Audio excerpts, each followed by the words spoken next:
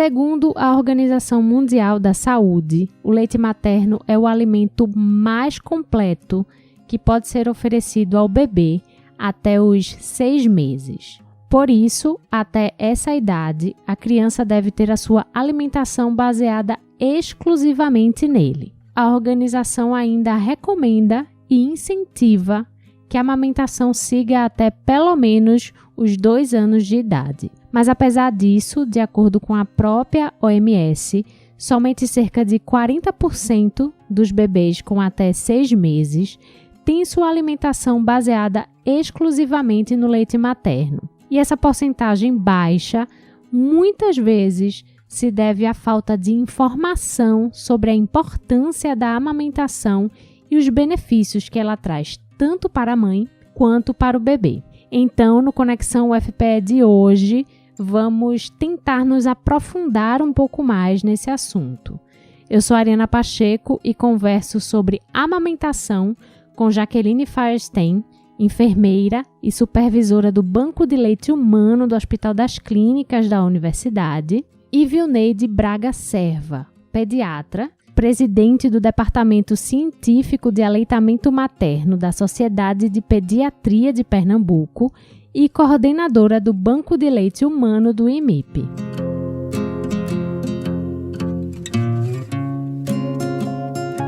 Vilneide, eu queria começar essa nossa conversa detalhando um pouco mais os benefícios do leite materno. Quando a Organização Mundial da Saúde fala sobre esses benefícios para a criança, ela está falando mais especificamente sobre o quê? São muitos os benefícios sobre o aleitamento materno em relação à criança, em relação à mulher, em relação à comunidade, em relação ao planeta.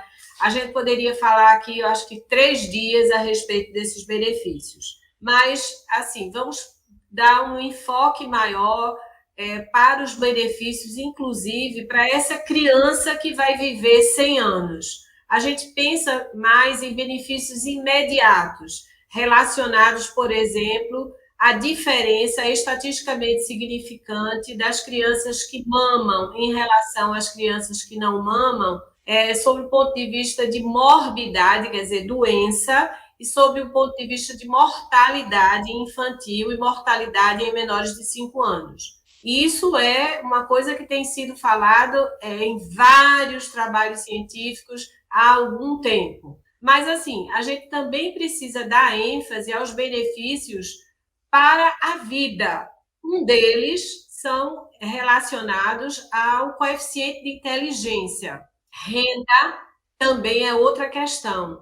Tem, inclusive, um coorte, que é um estudo de segmento de uma população de crianças nascidas em Pelotas, no Rio Grande do Sul, por um dos epidemiologistas mais famosos brasileiros no mundo inteiro, o Dr. César Victor e colaboradores, que mostram diferenças estatisticamente significantes. Eles seguem esse coorte, esse grupo de crianças, há mais de 30 anos, e aos 30 anos houve um corte nesse segmento e mostrou ainda diferenças estatisticamente significantes, inclusive em relação à escolaridade e renda. Então, é coisa que às vezes não é muito bem difundida.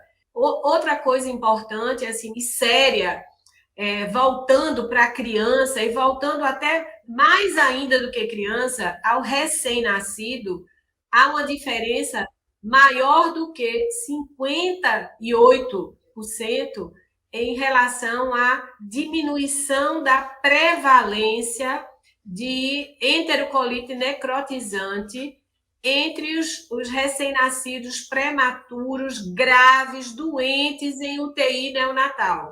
Vilneide, antes de você continuar, explica para quem está ouvindo a gente o que é enterocolite. Enterocolite necrotizante é uma das doenças muito graves que acometem recém-nascidos prematuros, que é uma doença que tem uma alta mortalidade. É uma doença que ocorre em qualquer UTI neonatal entre recém-nascidos prematuros graves. E os bebês que usam leite humano eles têm uma diferença grande, estatisticamente significante, em relação tanto à prevalência desta doença, como também em relação à mortalidade por essa doença. Isso é muito importante a gente também falar para os ouvintes.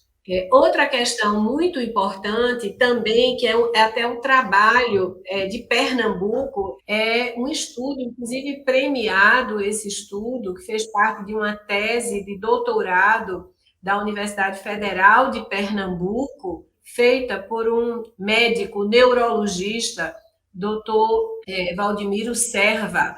Ele observou uma questão muito importante em relação, agora a gente está falando em relação à mulher, em relação à diferença estatisticamente significante ao retorno da enxaqueca com aura e sem aura. Quer dizer, a enxaqueca que a mulher tinha já antes da gestação, normalmente uma mulher que tem enxaqueca durante o período menstrual, quando ela engravida, ela passa a gestação normalmente silenciosa, quer dizer, ela tem poucos ou não tem episódios de enxaqueca, porque normalmente essa enxaqueca ocorre nesse ciclo menstrual dessa mulher por conta das alterações hormonais durante o ciclo menstrual. Como durante a gestação não ocorrem essas alterações relacionadas ao ciclo menstrual, as mulheres vivenciam um período praticamente com ausência de enxaqueca, mas logo depois, quando essas mulheres que já têm essa enxaqueca no pós-parto imediato, elas voltam a ter enxaqueca. Se a mulher mantém aleitamento materno exclusivo, essa senhora que tinha antes enxaqueca menstrual, ela vai se manter, pelo menos esse trabalho foi avaliado no primeiro mês de vida inteiro, quer dizer, teve um corte na primeira semana e teve outro corte nos 30 dias pós-parto. Essas mulheres se mantiveram com diferença estatisticamente significante das mulheres que amamentavam exclusivamente e não amamentavam em relação ao retorno dessa enxaqueca. Então, o aleitamento materno, assim, como eu te disse, a gente poderia falar sobre as vantagens dele para o bebê, para a mãe, para a comunidade, sob o ponto de vista econômico. Imagine a gente usar uma fórmula infantil que inclusive não tem essas diferenças em relação à imunidade desse bebê, a questões de mortalidade, morbidade por doenças infecciosas como pneumonia, como diarreia grave por várias bactérias. Imagine, usa-se uma fórmula que custa em torno de 39% do salário mínimo vigente. Como isso pode acontecer, entendeu? Então, assim, realmente é uma questão até sob o ponto de vista de economia doméstica, economia do país, até porque, imagine, uma mulher como força de trabalho, tendo uma criança doente em casa, ela vai ter uma grande quantidade de absenteísmo. Então, até nisso, o aleitamento materno tem importância ecológica, tem importância para o meio ambiente. Por quê? Para você usar a fórmula infantil, você tem uma cadeia imensa até chegar à fórmula. Então, você tem desmatamento, você tem pasto para o gado, você tem o gado que emite gás metano, que tem influência, inclusive, na camada de ozônio. Então, você tem uma cadeia imensa até chegar na fórmula infantil. Então, isso também tem importância até sob o ponto de vista ambiental, ecológico.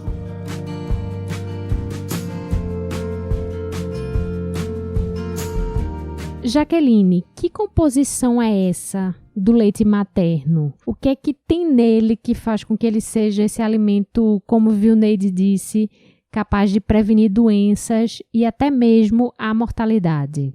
É sabido, né, cientificamente, que o leite materno ele é o alimento mais completo que existe, né? Então, assim, mesmo se a gente comparar com qualquer outro alimento, até que os adultos consomem, não existe um alimento mais completo que o leite materno. conteúdo energético, proteínas, vitaminas, lactose, né, que são carboidratos em geral. Então, o leite materno, ele é extremamente completo e ele é extremamente também adaptado às necessidades do bebê. A doutora Violeta falou, né, do bebê prematuro. As mães que precisam, né, houve a necessidade, ou por uma patologia, ou porque elas pariram prematuramente, o leite desta mulher, ele é diferente de uma mulher que teve o seu bebê no tempo correto, no tempo certo.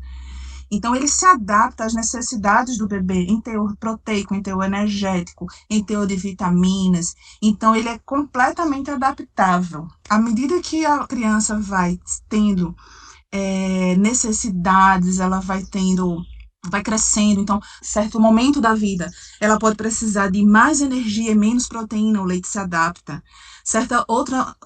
Em outro momento, ela vai precisar de um aporte proteico maior, o leite vai se adaptar. E é importante também a gente frisar nessa questão que quando a criança, a gente fala muito, e talvez as pessoas saibam, né, a questão, esse mantra, amamentar exclusivamente até o 6º mês. Porém, muitas vezes se esquece do além, do até 2 anos ou mais. E existe uma concepção cultural e muito cultural que as pessoas acham que o leite materno ele vira água após 1 ano, após 2 anos, que não alimenta mais, que não sustenta mais, que é o que a população muito diz. E cientificamente se sabe que isso não é verdade, que o leite materno ele continua sendo, mesmo com o passar do tempo após o 6º mês, em que ela vai começar a introdução alimentar, até 1 ano de vida, o leite continua sendo o principal alimento da criança. Após 1 ano de vida, ele pode não ser mais o principal, mas ele vai ser importante, né, para a nutrição dessa criança. Então, ele vai conter tudo que a criança precisa para aquela fase de desenvolvimento, para aquela fase de necessidade que ela está. Se a criança adoece, aquele leite ele vai se adaptar àquelas necessidades naquele momento da criança. Então, nutricionalmente, se a gente for falar desses benefícios, o leite materno ele é completo em tudo e para qualquer necessidade da criança, né, em qualquer fase da vida dela. Então, ele nunca fica fraco, ele nunca vira água, ele nunca vai não sustentar, né? Então, ele sempre vai ser um alimento completíssimo para essa criança. E até o 6º mês, ele é o único alimento que tem tudo que o bebê precisa. Tudo. Nem a água, nem no Nordeste, que é quente, nem em dias mais quentes, nem a água é necessário que essa criança tome, porque a proporção que tem no leite materno de água é suficiente.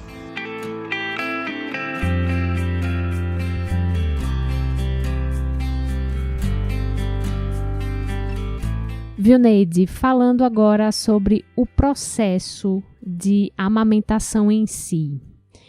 Ele é sempre intuitivo e fácil ou podem existir aí obstáculos pelo caminho?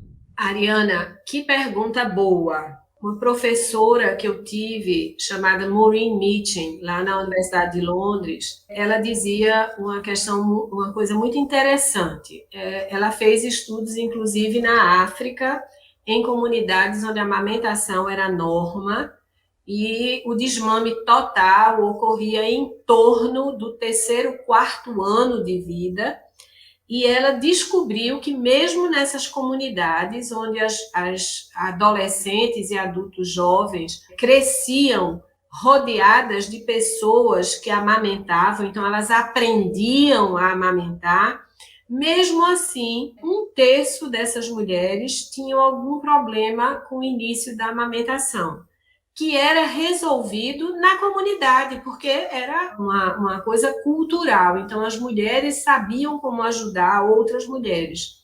Então, assim, a amamentação, diferentemente do que a gente pode pensar, ele é aprendido, é um comportamento aprendido. Aprendido há alguns anos atrás, quando a amamentação era norma aqui no Brasil, entre as próprias mulheres, nas famílias, e depois de ter ocorrido um grande declínio do aleitamento materno no século passado. Então, houve um grande declínio no mundo inteiro e aqui no Brasil muito grande. O que foi que aconteceu? aconteceu que as mulheres deixaram de ter a rede de apoio tão importante para a amamentação. É um comportamento social, ela precisa ser apoiada, ela precisa ter o apoio da mãe dela, da amiga, da vizinha, do companheiro, da companheira, de várias pessoas na comunidade que possam suportar, que dá o suporte desta mulher para a amamentação. Então, inclusive, a Organização Mundial de Saúde sempre fala em proteger, promover e apoiar a amamentação. Inclusive, este ano de 2021 é o ano da proteção do aleitamento materno. Agora, em maio, dia 21 de maio, se lançou no mundo inteiro o dia 21 de maio como o Dia Internacional, o Dia Mundial da Proteção do Aleitamento Materno, por conta de se comemorar os 40 anos do Código Internacional de Substitutos do Leite Humano, que é um código que protege o aleitamento materno em relação à propaganda indiscriminada de fórmulas infantis, bicos, chupetes e mamadeira. Aqui no Brasil, esse Código Internacional ele se tornou a norma brasileira de comercialização de alimentos infantis, bicos, chupete e mamadeira, e hoje é lei, a Lei 11.265. E um grupo, assim, que é uma organização não governamental que realmente faz um monitoramento anual em relação ao cumprimento dessa norma brasileira e dessa lei, chama Rede IPFAM, que também é uma rede internacional de proteção ao direito de amamentar, que também está fazendo 40 anos esse ano. Então, proteção ao aleitamento. E, de novo, vamos falar de Pernambuco, Ariana. Pernambuco tem uma história linda em relação a um desses tripé em relação ao aleitamento materno: proteção, promoção e apoio. Em relação à proteção, Pernambuco, a gente tem assim a honra, o prazer de ser pernambucano, no sentido de ter tido professor Fernando Figueira, enquanto secretário de Saúde do Estado de Pernambuco, em 1974, ele baixou uma portaria no Diário Oficial do Estado de Pernambuco, a portaria número 99, que proibia 7 anos antes, então tem 47 anos essa portaria, 7 anos antes de ter sido promulgado o Código Internacional de Substitutos do Leite Humano, essa portaria proibia a distribuição de fórmula infantil e mamadeiras nas maternidades do estado de Pernambuco. Então, isso é um feito histórico, a gente tem que ter orgulho dessa proteção. A gente também precisa promover o aleitamento materno, então promover sobre todos os aspectos. Agora mesmo, a Conexão UFPE está promovendo o aleitamento materno, fazendo esse debate que vai ser posto em vários canais de comunicação. Então, isso é promoção do aleitamento. E a questão do apoio ao aleitamento. Então, é isso. O aleitamento precisa de apoio, de suporte. Ele precisa, inclusive, que os profissionais de saúde eles tenham treinamento para ajudar as mulheres a amamentar. Inclusive, voltando a este ano, o agosto, chamado de agosto dourado, porque é o mês da amamentação, e esse ano a gente tem o slogan da UABA. Todo ano, durante a Semana Mundial da Amamentação, se escolhe um slogan para se trabalhar. Então, esse ano é sobre a proteção do aleitamento materno. Então, o slogan da UABA proteger a amamentação, uma responsabilidade de todos, uma responsabilidade de todos nós. A Sociedade Brasileira de Pediatria pegou essa questão da proteção e colocando um dos profissionais de saúde que são muito importantes em relação a promover, a apoiar e que deve proteger todos os profissionais de saúde, mas a Sociedade Brasileira de Pediatria usou o slogan como aleitamento materno, pediatra, faça a diferença em relação à proteção desse aleitamento materno. E o Ministério da Saúde do Brasil coroou a abertura da Semana Mundial da Amamentação e o Agosto Dourado com o tema Todos pela Amamentação. É proteção para a vida inteira. Então, aquilo que a gente falava anteriormente, é proteção para a criança que vai viver 100 anos. Então, a gente está usando o aleitamento materno por 2 anos ou mais, e exclusivamente por 6 meses, para essa criança que vai viver 100 anos com qualidade de vida, porque tem, inclusive, diferenças estatisticamente significantes em relação à prevalência. Para a mãe, por exemplo, a prevalência de câncer de ovário, de mama e, inclusive, de endométrio tem diferença estatisticamente significante em relação à proteção da criança também de linfomas, de câncer, como também de outras formas de câncer, e diferenças também em relação a algumas doenças como diabetes mellitus, na mulher que amamenta, e também para a criança que usou esse leite humano exclusivamente por 6 meses e durante 2 anos ou mais. Então, assim, essas questões de promoção, proteção e apoio ao aleitamento materno têm importância para essa criança que vai viver 100 anos. Então, realmente, o aleitamento não é inato, ele é aprendido, como em vários outros mamíferos, eles aprendem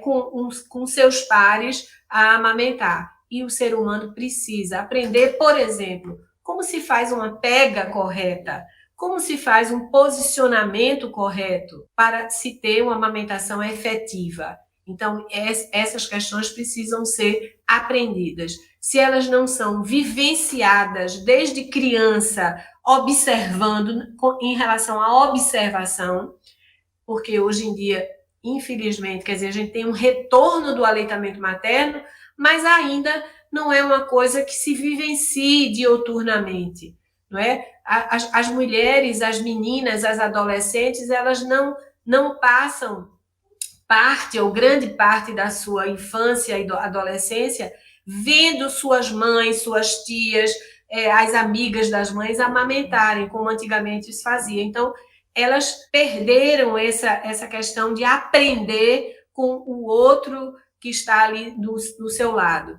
Mas elas podem ser ajudadas pelos profissionais de saúde e terem essa rede de apoio junto com elas na hora da visita ao profissional de saúde, na hora da consulta da enfermagem, na hora da consulta com o nutricionista, na hora da consulta com o pediatra. Elas precisam estar juntas com a mãe delas, ou com o parceiro, ou com a parceira delas, para poder as outras pessoas também servirem de escudo em relação a muitos mitos e tabus que existem em relação à amamentação.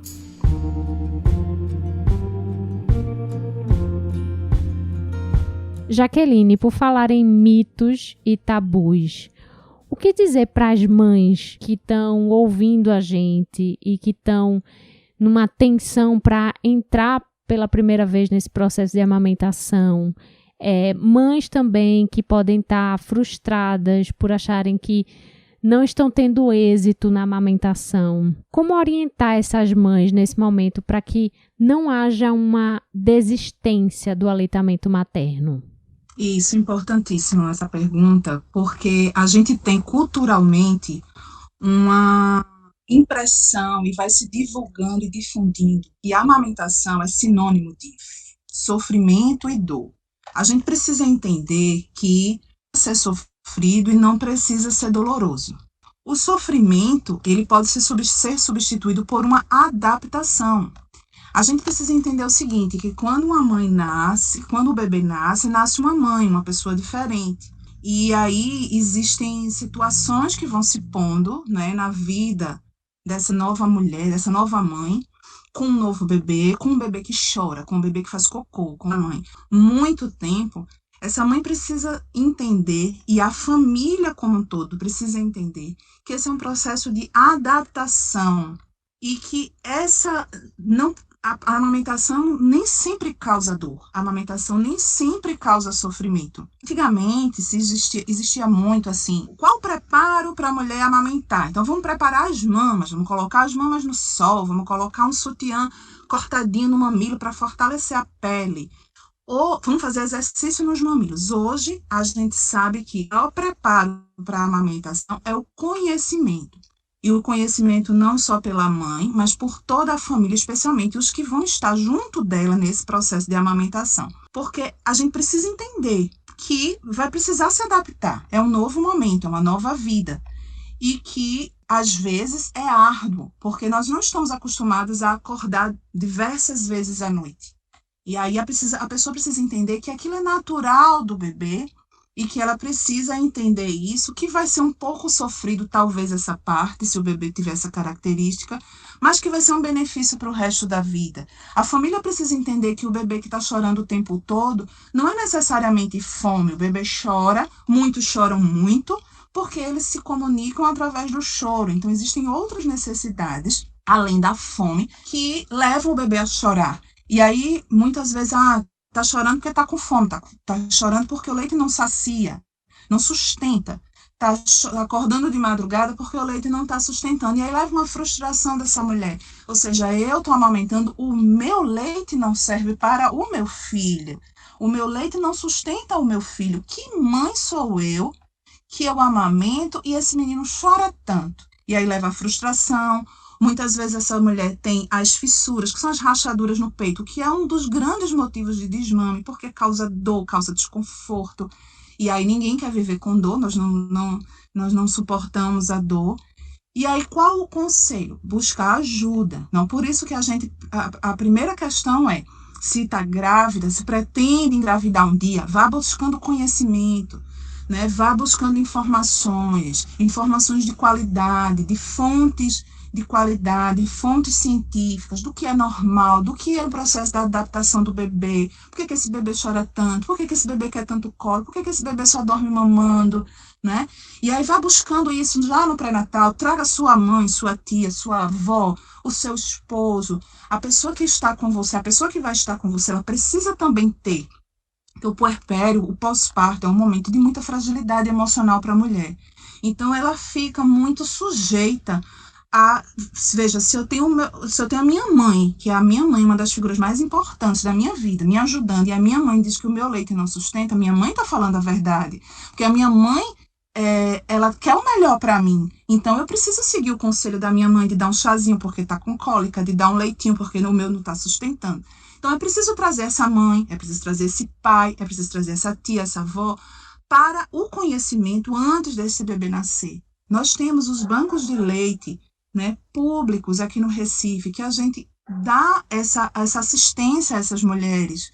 As maternidades públicas têm assistência gratuita, né, de apoio à amamentação. Cada uma tem o seu horário de funcionamento. É importante que essas pessoas procurem saber. Existem hoje muitas consultoras de amamentação especializadas e tal, mas existe o gratuito também, né? Então, essa mulher ela pode contar com ajuda. Então, antes de dar a primeira mamadeirinha com leite para essa criança se saciar, procure um banco de leite, procure uma ajuda, né? Procure uma ajuda de um pediatra que seja sensível às causas da amamentação, né? Para que seja realmente identificada uma causa e você possa ser ajudada, apoiada, né? Porque às vezes não tem nenhum problema clínico, às vezes é um problema que você precisa entender por que aquela situação está assim, você precisa ser orientada como o bebê pegar, a posição que você deve sentar, a posição que você deve botar o bebê, como a família deve ajudar. E aí, muitas vezes, os problemas eles são resolvidos, às vezes, numa simples orientação. Não é? Tem casos, às vezes, que a gente passa de manhã na maternidade, às vezes a gente gasta, assim, 30 segundos numa determinada queixa que a mãe tem de dificuldade de amamentar e que aquilo muda a vida dela.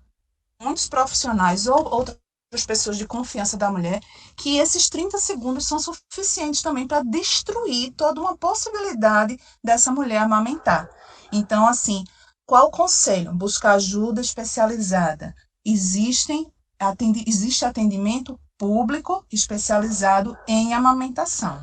E onde encontrar esse atendimento público? A gente sabe que uma opção é o Hospital das Clínicas, da UFPE, né, que tem o banco de leite, do qual você é supervisora. Mas em quais outros locais a lactante pode conseguir ajuda?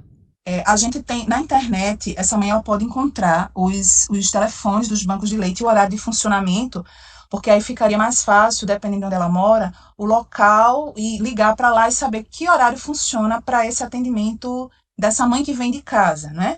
Lá no Hospital das Clínicas, eu posso falar por lá, a gente atende para essas mães que vêm de casa, não precisa ter o bebê nascido no HC, ele pode nascer em maternidade particular também, em qualquer outra maternidade, em qualquer outro local. A gente atende esse público externo das segundas às sextas-feiras, de 7 às 18 horas, né? A gente pede que preferencialmente pela manhã, que a gente tem condições de dar uma assistência de mais qualidade, porque a gente tem maior número de profissionais. O atendimento dos outros bancos de leite, que a mãe pode ligar e saber como é que funciona esse atendimento para uma pessoa que não teve o seu bebê em uma determinada maternidade, por exemplo. Eu poderia citar os outros bancos de leite do estado de Pernambuco. O Banco de Leite do Hospital Agamenon Magalhães, o Banco de Leite da Maternidade Professor Bandeira Filho, o Banco de Leite Humano do CISAM, o Banco de Leite Humano do Barão de Lucena, do Hospital Português, o Banco de Leite Humano, que tem até meu nome, doutora Vineide Braga Serva, do Unimed Recife, o Banco de Leite Humano do Hospital da Mulher, o Banco de Leite Humano do IMIP, o Banco de Leite Humano Jesus Nazareno, que é em Caruaru, e o Banco de Leite Humano de Petrolina. Então, em todos esses locais, a mulher pode receber ajuda pelo SUS. Apenas o Banco de Leite Humano do Hospital Português, ele é um banco de leite humano que assiste as mulheres que nasceram no Hospital Português, que tem convênio. E a gente também tem 4 postos de coleta, que é o posto de coleta da Policlínica e Maternidade Professor Barros Lima, Maternidade Arnaldo Marques, do Hospital Guararapes e do Uniame, que é o posto de coleta do Unimed Recife. Então, é uma rede grande, que aqui na cidade do Recife é muito bem coberta, e o atendimento é pelo SUS. Como Jaqueline falou anteriormente, a mulher pode procurar na Rede Brasileira de Bancos de Leite Humano, na internet, clicar no estado Pernambuco e lá vai encontrar os telefones de todos os bancos de leite e os horários de atendimento de todos os bancos de leite. Jaqueline citou o horário de atendimento do Hospital das Clínicas, do Banco de Leite do Hospital das Clínicas, o Banco de Leite Humano e Centro de Incentivo ao Aleitamento Materno do IMIP, que é o centro de referência para o estado de Pernambuco. Ele faz atendimento interno e externo todos os dias, de 7 às 12 pela manhã e de 1 às 4 à tarde. Tá? Mas esses horários estão na Rede Brasileira de Bancos de Leite Humano. Só entrar pela internet e clicar em Pernambuco que vocês vão encontrar toda essa lista que eu acabei de dizer com os telefones e horário de atendimento. Eu confesso, Vilneide, que ouvindo você citar os bancos de leite, eu não imaginava que a gente tinha tantos aqui no estado.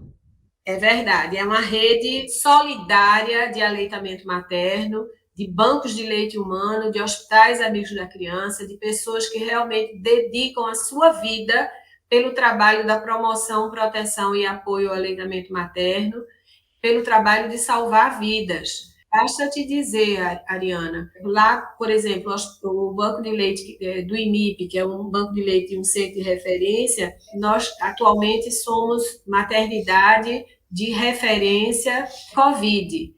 Então, assim, a quantidade de crianças prematuras, extremas, doentes, filhas de mulheres que também doentes. Vocês sabem, toda a imprensa fala em relação ao problema que é a COVID no ciclo gravídico puerperal, então na gravidez e no puerpério imediato, até 45 dias pós-parto. Então, assim, a quantidade de mulheres graves na UTI e que tiveram como fruto um bebê grave, algumas vezes, inclusive, assim, a imprensa toda já mostrou o aumento exponencial da mortalidade materna por conta da pandemia do Covid. E muitas dessas crianças que estão na UTI neonatal são órfãs de mães, perderam as mães. Então, realmente, essa rede de bancos de leite humano do estado de Pernambuco, aliás, do país inteiro, está precisando de doação de leite. E para esses prematuros graves, doentes, extremos, e para os prematuros, muitas vezes, órfãos, que, inclusive, não têm voz na sociedade, né? Então, a gente precisa falar por eles.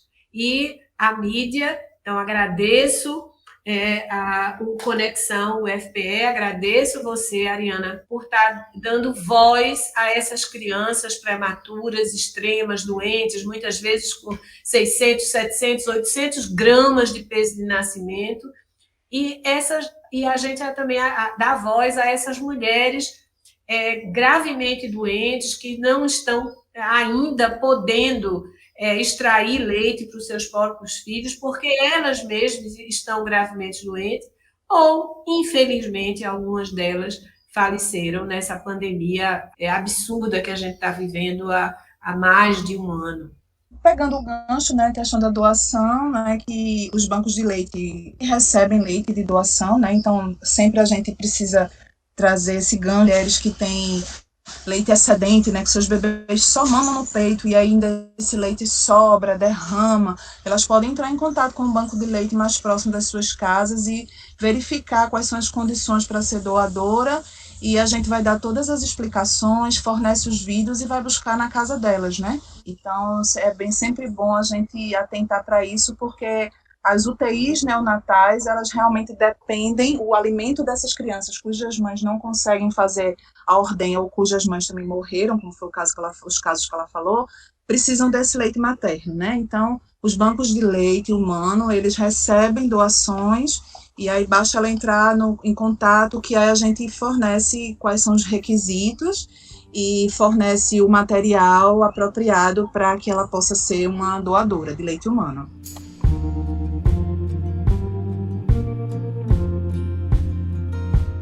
Vilneide, pegando um pouco o gancho do que você falou sobre a Covid, um tema que ficou muito em evidência com a pandemia do novo coronavírus, com relação à amamentação, é quando a mãe é diagnosticada com a doença. E aí ficam dúvidas como se o vírus pode ser transmitido pelo leite, se eu devo parar de amamentar, que cuidados eu devo ter.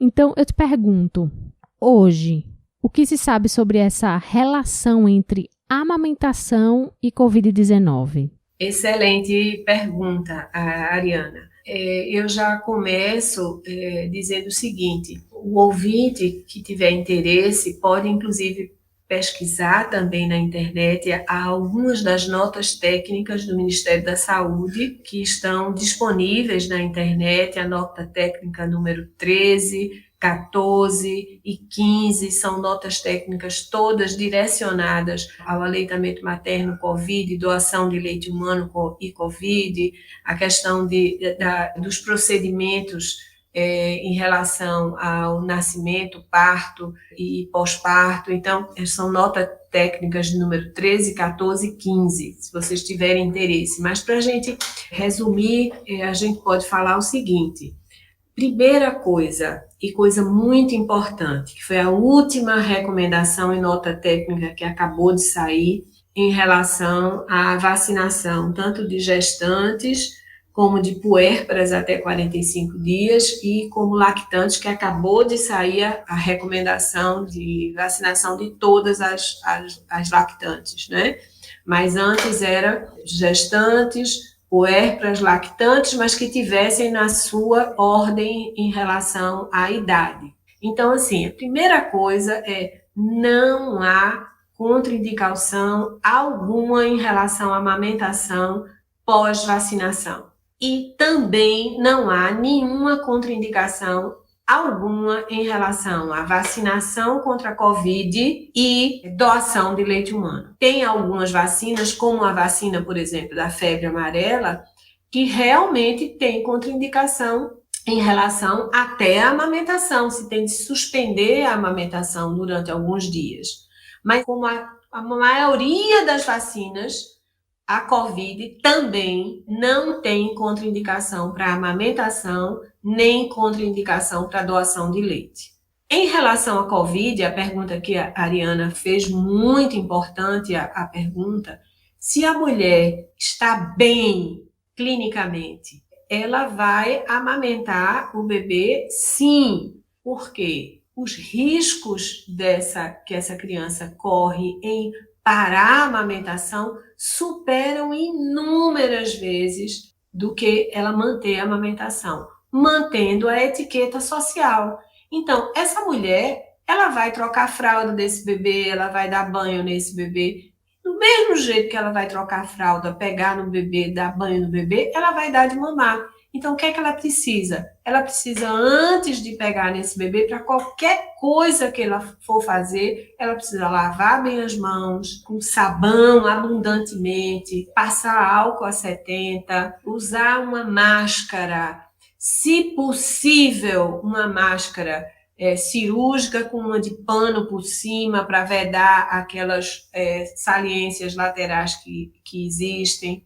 Se não, a máscara que ela puder usar e mudar essa máscara a cada 2 horas, ou quando ela espirrar ou tossir, ela deve trocar a máscara, lavar a mão de novo, botar a nova máscara limpa. Quando ela for dormir, ela deixar esse bebê com uma distância entre a cama dela e o bebê, uma distância de em torno de 2 metros. Uma coisa boa da gente orientar é o seguinte: a cama de um adulto tem em torno de 1,90 m, 2 metros, 1,87 m. Se você coloca o berço aos pés da cama dessa senhora, já está uma distância ótima. Tá? Na prática, é essa distância. Outra coisa importante é saber que, até hoje, os trabalhos não mostram passagem do vírus pelo leite humano. O que é que se encontrou no leite humano? Se encontrou partículas de RNA virais. Essas partículas virais de RNA, elas não são capazes de infectar o bebê.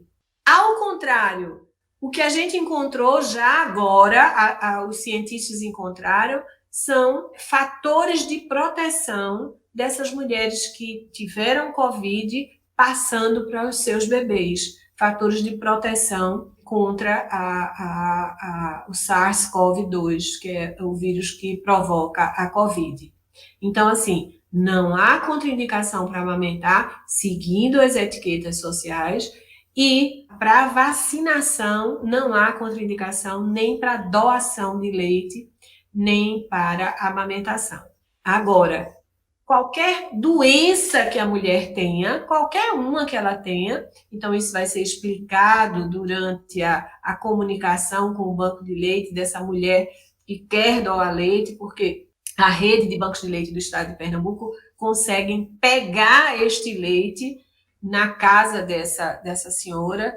Então, por exemplo, se essa senhora morar na cidade do Recife ou região metropolitana do Recife, se for um banco de leite como a gente tem em Caruaru, é na cidade de Caruaru. Se for um banco de leite como a gente tem em o Dom Malan, em Petrolina, também é na cidade de Petrolina. Então, tem condição de pegar na casa, né?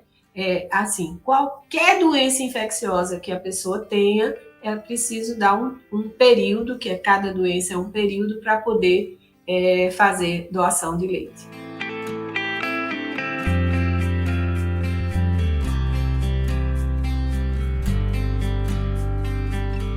Vilneide e Jaqueline, a gente vai se encaminhando agora para o fim do programa. E minha última pergunta para vocês é, depois de tudo que a gente conversou aqui, qual o papel do Estado e da sociedade na promoção da amamentação? E no caso da sociedade, falando, por exemplo, do desafio que é para as mães amamentarem em público por medo do julgamento, por medo de encarar alguns olhares atravessados.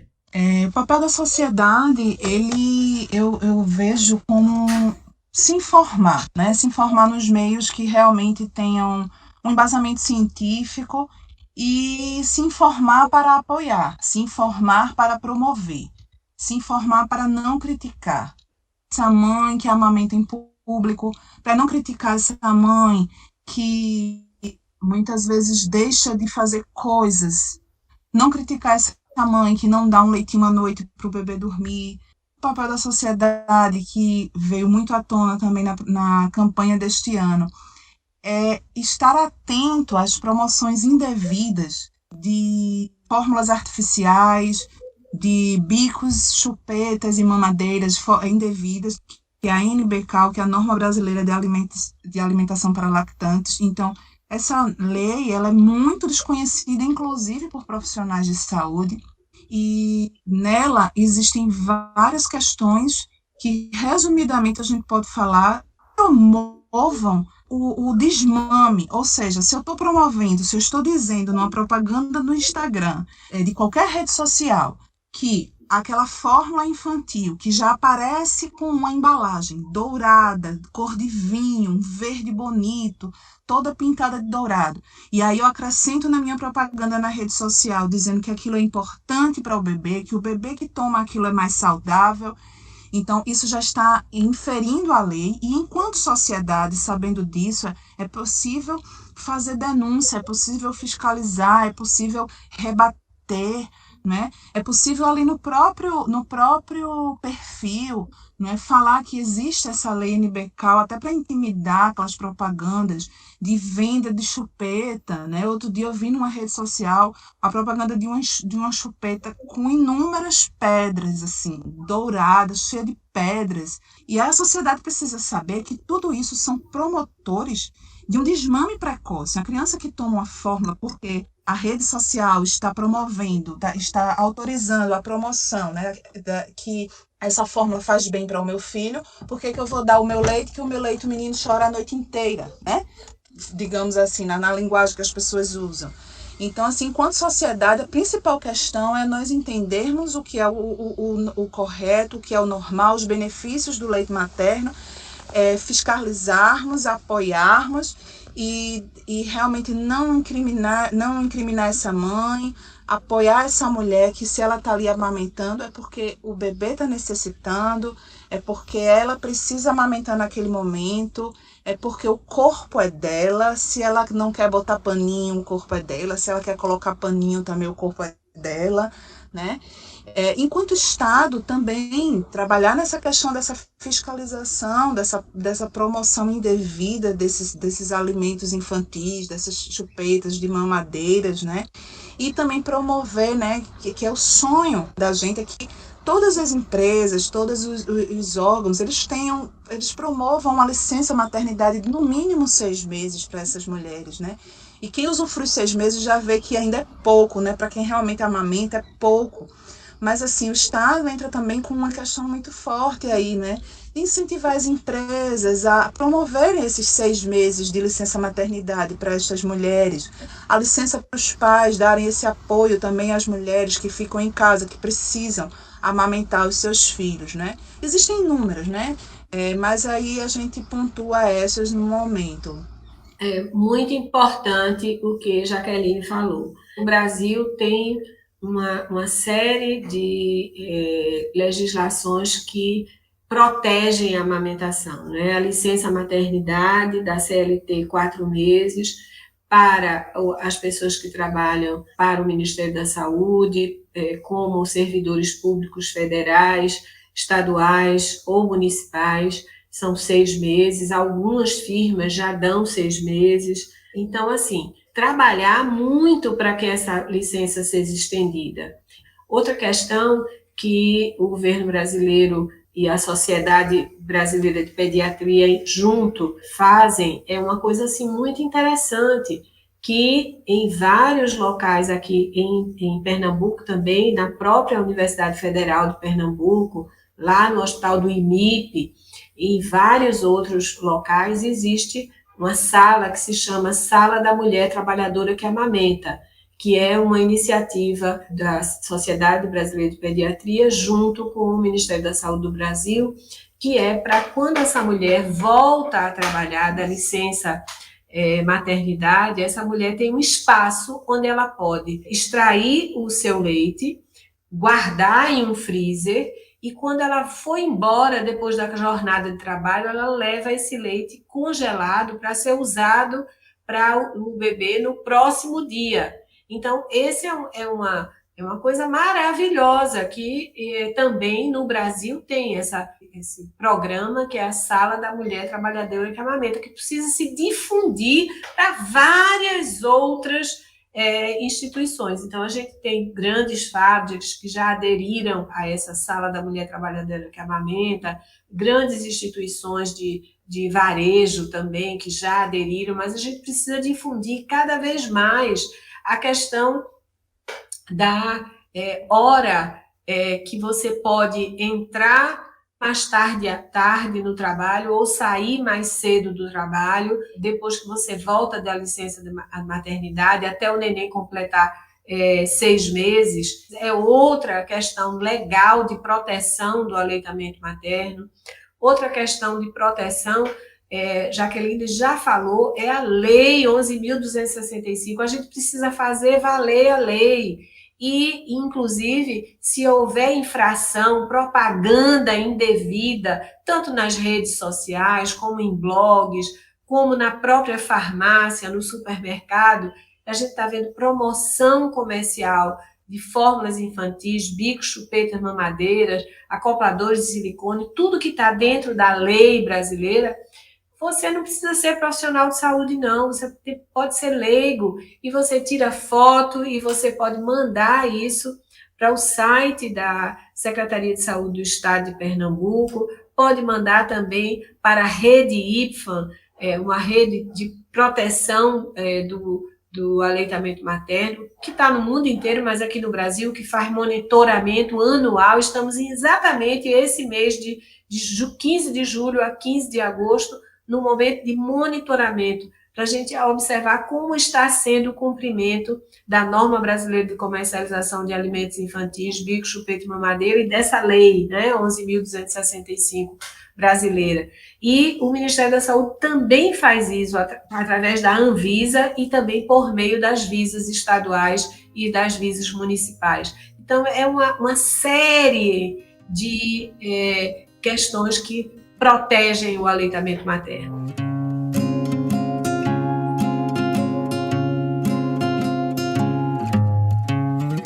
Vilneide e Jaqueline, muito obrigada pela participação de vocês aqui no Conexão UFPE. Foi ótima essa nossa conversa. Até uma próxima. Obrigada, Ariana. Eu também agradeço a oportunidade e principalmente em relação à causa da amamentação, né? Os meios de comunicação precisam dar mais voz e em várias épocas do ano também, para que isso seja difundido e a gente promova realmente a amamentação. Muito obrigada mesmo pela oportunidade. Realmente, o meio de comunicação é um meio que é capaz não só de promover, como Jaqueline falou exatamente, fantasticamente, mas também de proteger e apoiar a amamentação.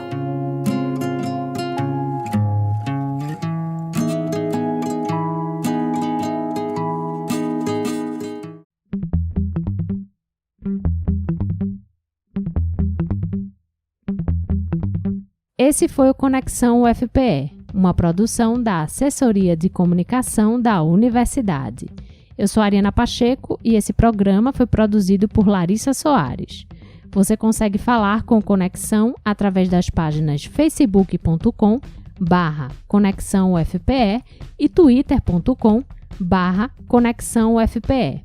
Siga também o Conexão no Spotify, Deezer, Google Podcasts, Apple Podcasts, Amazon Music e Mixcloud para conferir todos os nossos programas da temporada 2021. Eu vou ficando por aqui, mas a gente se encontra no próximo Conexão. Até lá!